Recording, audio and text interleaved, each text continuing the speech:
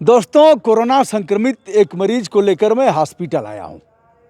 आप देख रहे हैं यह लेवल 2 का हॉस्पिटल है। जिले गाजीपुर में यह महत्वपूर्ण स्थान रखता है और सर्वाधिक मरीज यहां आ रहे हैं। यह है आर्यस हॉस्पिटल, देवा दुल्लभपुर, गाजीपुर। 150 बेड का हॉस्पिटल है। मैं भी एक मरीज को लेकर के आया हूं और यहाँ बात करता हूं चिकित्सीय टीम से कि किस तरह से कोरोना मरीज आ रहे हैं, कैसा संक्रमण पाया जा रहा है, किस तरह से एहतियात बरत रहे हैं, कैसा इलाज हो रहा है, कितने दिन के बाद छुट्टी हो रही है, दवाएं कौन सी चल रही हैं, इत्यादि इत्यादि। हम प्रवेश करते हैं और आपको दिखाते हैं। यह है देवा गांव। स्वामी सहजानंद जो किसानों के सबसे बड़े नेता थे, वहाँ एक तो यह परिसर आप देख रहे हैं। परिसर की तरफ आपका ध्यानाकर्षण कराऊंगा। और यह अब्दुल हमीद का गांव है, समझिए।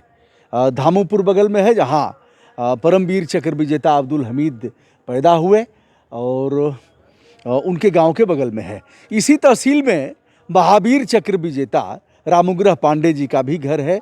चलिए दोस्तों, मैं विषय पर आता हूं और बात करता हूं। तो प्रवेश करते हैं हम।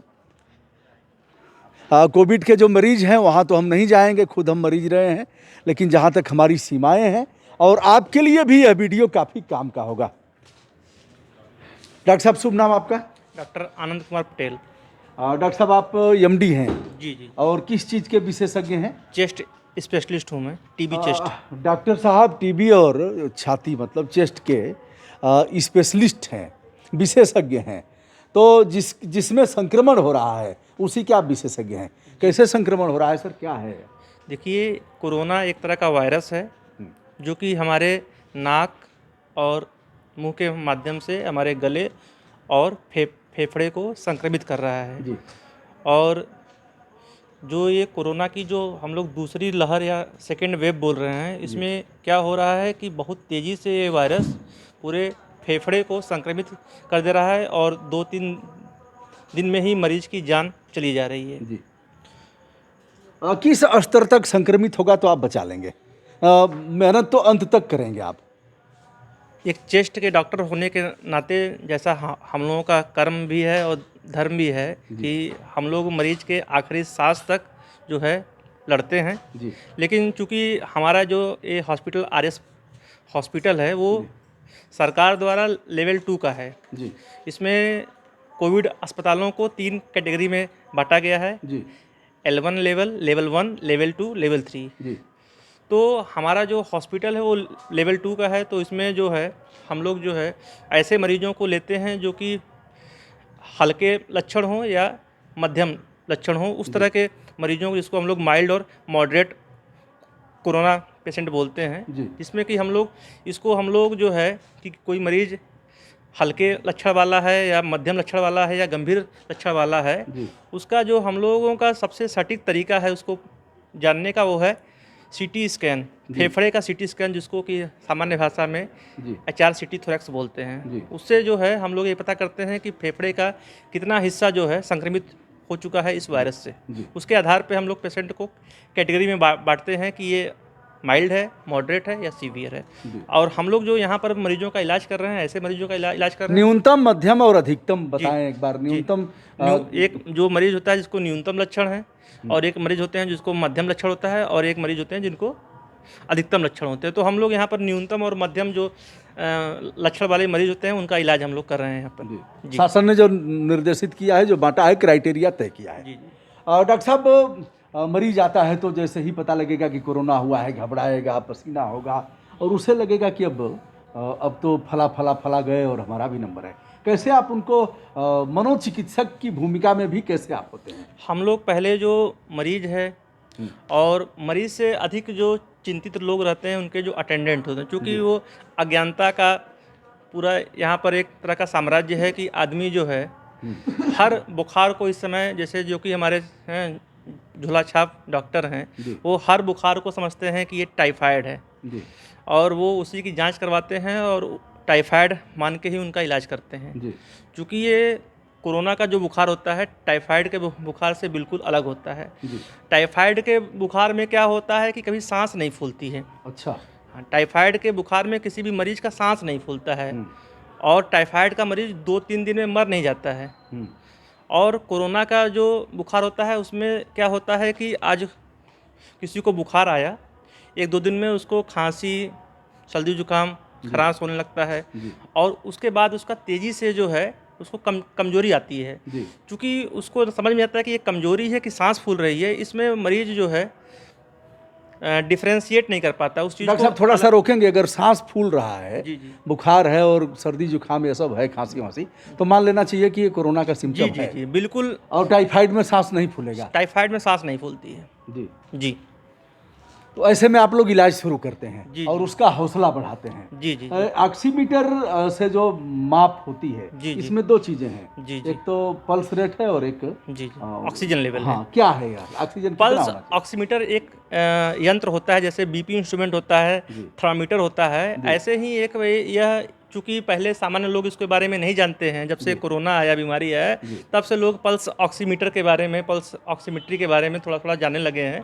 तो मेरा जो सामान्य लोगों को यही समझाना है कि इसमें दो चीज़ें हम लोग नापते हैं कि शरीर में, मरीज के शरीर में कितना ऑक्सीजन लेवल है और उसके हार्ट की जो गति है, हार्ट रेट क्या है, उसके बारे में हम लोग पता करते हैं। तो हमारा प्रमुख उद्देश्य होता है कि जो सामान्य व्यक्ति होता है, कोई भी सामान्य व्यक्ति है, उसका जो ऑक्सीजन लेवल होता है सामान्यतः वो 97 से 99 के बीच में रहता है।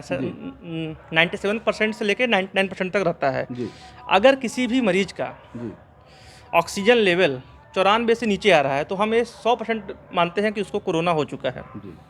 तो और जो ही 94 से अगर नीचे आता है तो तुरंत उसका और उसके जो भी तीमारदार हैं, अटेंडेंट हैं, उनके कान खड़े हो जाना चाहिए कि ये एक रेड सिग्नल है। तुरंत जो है हमको ऐसे जगह जाना चाहिए जहाँ पर पहले ऑक्सीजन मिल जाए, मरीज को ऑक्सीजन लग जाए, प्राणवायु जिसको हम लोग बोलते हैं वो लग जाए। उसके बाद जो है डॉक्टर के सलाह पे आगे कौन सी जांच करानी है। अब चूंकि लोग यहाँ पर बात आती है RT-PCR, जो कि आप लोग जान रहे हैं कि एक कोविड टेस्ट होता है, इसके माध्यम से हम लोग कन्फर्म करते हैं। चूँकि ये दूसरी लहर है और इसमें जो वैरायटी आया है उसका दूसरा स्ट्रेन है। तो सामान्य जो RT-PCR पहले जिससे कि हम लोग इस वायरस को पकड़ लेते थे, सेकेंड वेव का जो वायरस है उसको हम लोग पकड़ नहीं पा रहे हैं। लगभग इसकी सेंसिटिविटी जो है अब जो है लगभग 30 to 40% ही रह गई है। मतलब 100 मरीजों में केवल 30-40 ही मरीजों को RT-PCR के माध्यम से हम लोग पकड़ पा रहे हैं। अगर हमको पूरी तरह से जानना है कि वास्तव में पेशेंट को कोरोना है या नहीं है और उसको लक्षण है, बिना लक्षण के हम लोग CT स्कैन फेफड़े का एडवाइज नहीं करते हैं। अगर उसको लक्षण है, मतलब उसका जो है बराबर जो है सैचुरेशन जो है, जिसको ऑक्सीजन लेवल जो है वो 94 से कम है, तो हम उसको तुरंत देते हैं कि सलाह की CT स्कैन कराए। फेफड़े का CT स्कैन करवाने से क्या होगा कि उसके अंदर कितनी बीमारी है और उसका इलाज कहाँ करवाना है और उसका इलाज क्या होगा, वो उसी आधार पे हम लोग डिसाइड करते हैं, उसके CT स्कैन के रिपोर्ट के आधार पे। और डॉक्टर साहब, एक मनोचिकित्सक की भूमिका से इस प्रश्न का आप उत्तर दे सकते हैं। जैसे मरीज पहुंचा, चिकित्सक ने देखा और 1-2 लोगों ने कह दिया ये अरे हालत तो बहुत ख़राब है, तो क्या इसमें भी पल्स रेट बढ़ जाएगा और वह ऑक्सीजन लेवल वो अभी? जी जी जी क्या होता है कि अगर किसी भी व्यक्ति को, सामान्य अगर व्यक्ति है, उसको भी अगर तनाव की स्थिति में रखा जाए तो उसका पल्स रेट हाई हो जाता है और ऑक्सीजन लेवल शरीर में कम हो जाता है। तो कोई भी सामान्य व्यक्ति होगा उसको ये तो दिक्कत होती है, क्योंकि वो उस कंडीशन को एडजस्ट नहीं कर पा रहा है। तो अगर वही मरीज अगर मरीज के रूप में है तो उसकी स्थिति और गंभीर होगी कि अगर जहाँ भी उसको तनाव आया तो उसका ऑक्सीजन लेवल और कम हो। इसके लिए क्या करते हैं सर? मरीज के लिए क्या करते हैं? इसके लिए आपको क्या करना है कि मरीज को हर तरह का जो मेंटल सपोर्ट होता है, उसका हौसला अफजाई करना जो होता है, हम लोग का प्रयास रहता है कि मरीज को आप लोग कहते हैं ठीक है, ठीक हो जाएगा, कोई दिक्कत नहीं है। देखिए, कुछ चीज़ें होती हैं जो मरीज के सामने नहीं बोली जाती हैं। हम हमेशा, चाहे उसकी स्थिति कितनी भी गंभीर होती है, हम लोग यही कहते हैं कि आप ठीक हो जाओगे, क्योंकि अगर मरीज अंदर से अगर मजबूत है तो वो अपने आप जो है उसमें 50% रिकवरी हो जाती है। अगर जो मरीज हौसला हार जाता है, वो अगर ठीक भी होना होता है तो वो ठीक नहीं हो पाता है। तो हम हमेशा, डॉक्टर की भूमिका ये रहती है कि मरीज के सामने हम हमेशा वो पॉजिटिव चीज़ें ही उसका रखता है कि अब आप ठीक हो रहे हैं, पहले से बेहतर हो रहे हैं। तो हम लोग हमेशा मरीजों का हौसला अफजाई करते हैं। 1 मिनट में उनके लिए क्या कहना चाहेंगे जो घर पर हैं, घर पर इलाज कर रहे हैं, घर पर क्वारंटाइन हैं, अथवा उन्हें लक्षण प्राप्त हो रहे हैं, उनके लिए क्या कहना चाहेंगे? सबसे पहले मैं इस समय कहूँगा कि ये समय टाइफाइड का समय नहीं है। जो बुखार आ रहा है, जो लोग सामान्य लोग समझ रहे हैं कि टाइफाइड का सीज़न है। जी। टाइफाइड का सीज़न जब बारिश का सीज़न होता है तब उस समय टाइफाइड का सीज़न होता है, और इस समय ऐसी कोई बारिश हो नहीं रही है जिससे कि आपको जो बुखार आ रहा है वो टाइफाइड का बुखार है। इस समय अगर बुखार आ रहा है तो 100% में मान के चलिए कि बुखार कोरोना का बुखार है, न कि टाइफाइड का बुखार है। इसलिए सारे लोगों से हमारा यही है कि जो ही बुखार आए और जो ही आपको सर्दी जुकाम खराश और खांसी सांस की दिक्कत हो, तुरंत जो है अपने नज़दीकी के स्वास्थ्य केंद्र पर पहुँचें और समुचित इलाज लें। पानी ताज़ा लें अथवा गुनगुना गर्म लें, क्या लें? क्योंकि ये बीमारी सांस से संबंधित है, तो एज ए श्वास रोग विशेषज्ञ होने के नाते हम लोगों का यही सलाह रहता है कि पानी को हमेशा गुनगुना पानी लें। जी। गुनगुना पानी ही पिएं, जब भी पानी पिएं गुनगुना पानी पिएं। मरीज अगर है तो उसको टहलने की, कुछ व्यायाम करने की, योगा करने की, क्या इस तरह की भी कोई सलाह दे रहे हैं? अगर उसका ऑक्सीजन लेवल 95 से ऊपर है तो वो अपना मेडिटेशन, योगा और सामान्य जो हल्के फुल्के व्यायाम है वो कर सकता है। अगर उसका 95 लेवल उसका जो ऑक्सीजन लेवल है अगर 95 से कम है तो हम लोग उसको सलाह नहीं देते हैं कि वो इस तरह का जो हल्के फुल्के व्यायाम है, लेकिन वो मेडिटेशन और योगा कर सकता है, लेकिन व्यायाम नहीं कर सकता है। अगर 95 से ऊपर हो तो टहल भी सकता है थोड़ा बहुत। जी जी। यह है डॉक्टर आनंद जी, जिनके साथ हम वार्ता कर रहे थे आर्यस हॉस्पिटल। कुछ मरीज के लोग भी हैं, उनसे भी हम बात करते हैं। डॉक्टर साहब ने बहुत काम की चीज़ें बताया है और कुछ लोग यहाँ टहल रहे हैं, उनसे भी हम बात करते हैं। भैया कहाँ से आए हैं आप? हम बद्धूपुर के बगल में सियाबारी गाँव है। अच्छा, मरीज को लेकर के आए जी, हैं? माता जी को लेकर आए क्या हैं। हुआ है उनको? उनको यही फेफड़े में इन्फेक्शन हो गया है कई दिन से हैं आप और लेकर के? यहाँ 6वें दिन है।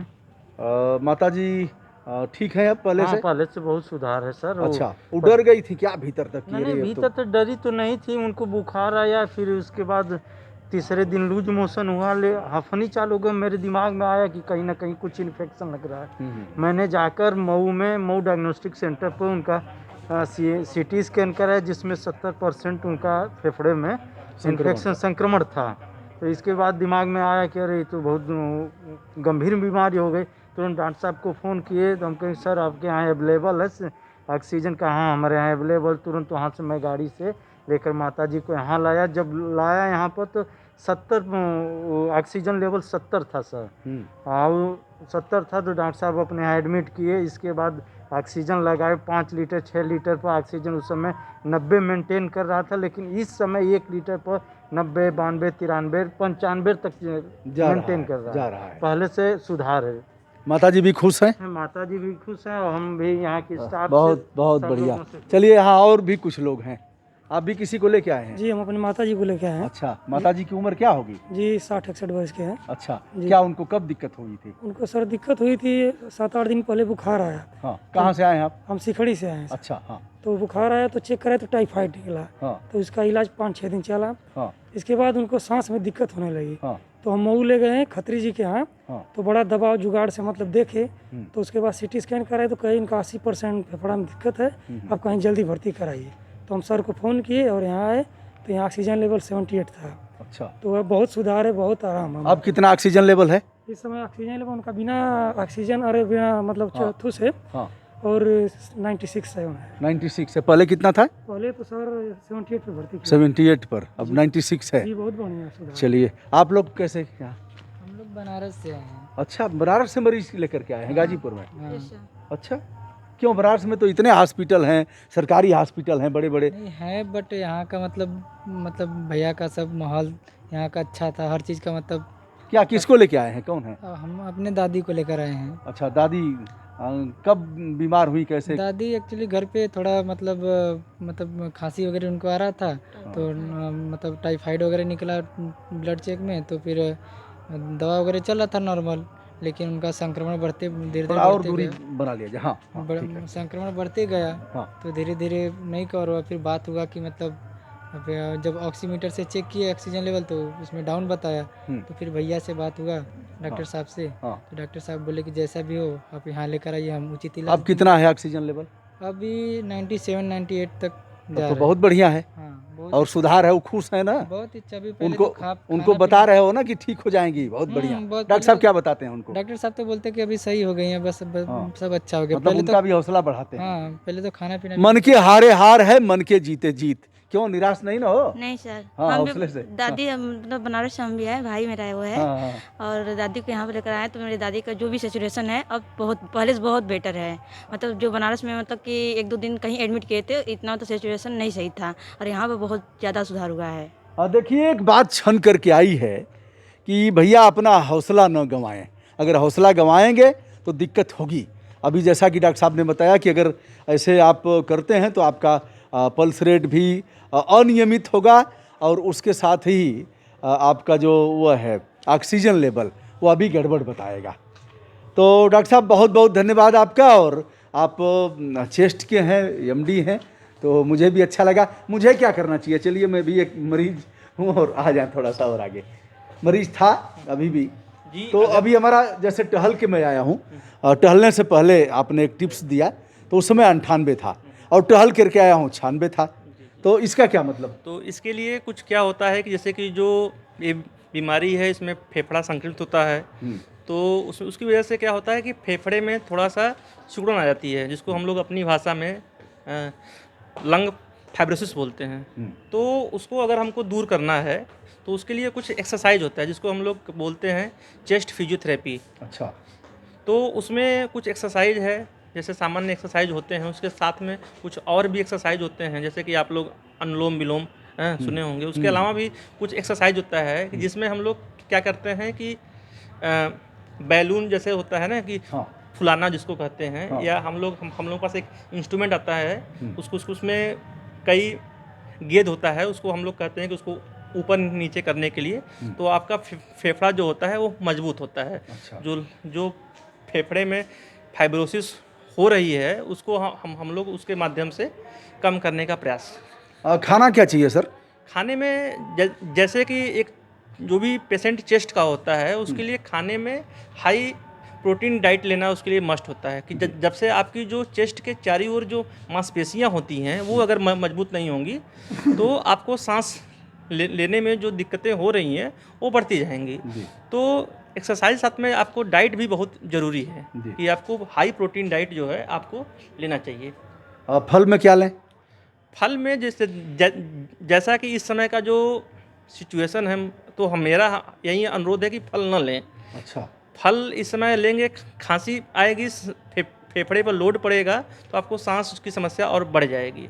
तो इस समय फल को अवॉइड करें। मेवे ले सकते हैं आप, जो काजू किशमिश इस तरह के जो हैं वो सब चीज़ों को ले सकते हैं, लेकिन फल जिंक जिससे मिलता हाँ है। जिससे सब चीज़ों जो भी जिसमें कि विटामिन मिनरल्स आपको मिलते हैं वो सब ले सकते हैं।